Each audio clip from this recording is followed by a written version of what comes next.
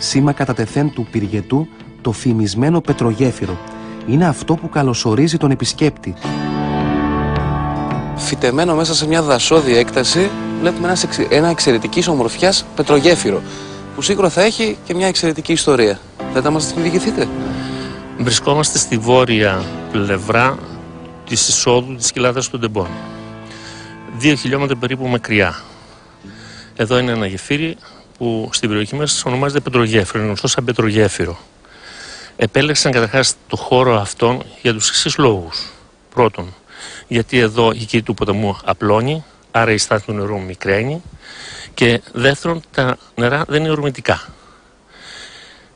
Τα υλικά τα οποία χρησιμοποίησαν για να κάνουν το γεφύρι αυτό, τα περισσότερα είναι παρμένα από το ναό του Απόλλωνα και των ορισμένων κτισμάτων που ήταν στη κοιλάδα των Τεμπών. Το γεφύρι είναι άγνωστο πότε κτίστηκε το πρώτο γεφύρι εδώ. Ο Ατζιολέλο ήταν λοχαγός της ενετικής φρουράς στην Εύβοια. Αναφέρει στο ημερολόγιό του ότι ο Μωάμεθ ο δεύτερος, ο οποίος πολιόρκησε και κυρίευσε την Εύβοια, στην επιστροφή του, έχοντας μαζί του σαν εχμάλωτο και το λοχαγό αυτόν, πέρασαν από το γεφύρι το οποίο ήταν αρίστης κατασκευής με 70.000 στράτευμα. Και αυτό έγινε το 1470.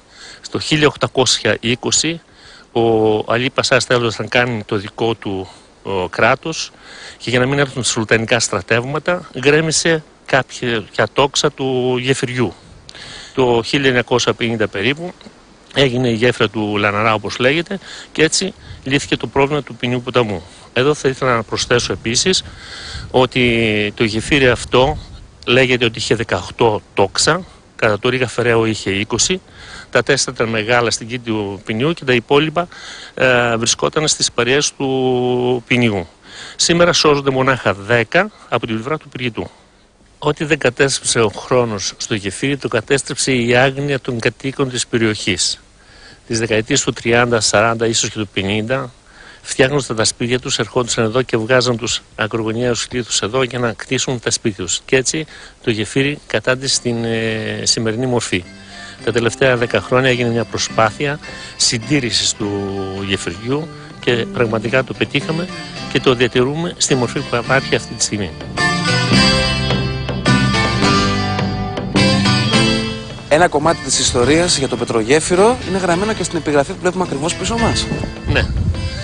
Η πλάκα αυτή ήταν εντυχισμένη στο πρώτο τόξο του γεφυριού, του πετρογέφυρου. Στη συνέχεια έπεσε κάτω και κάποια χρονιά που ο ποινιός δεν είχε νερό, βρέθηκε από κάποιους κατοίκους, την συνελέξαν και την τοποθέτησαν εδώ. Η πλάκα αυτή είναι γραμμένη σε αραβική γραφή και χρονολογείται το 1139 π.Αιγύρας, δηλαδή το 1726, χρονιά δηλαδή που ο Πασάς Οσμάν της Λάρισσας με δικά του χρήματα ανακαίνισε το γεφύρι.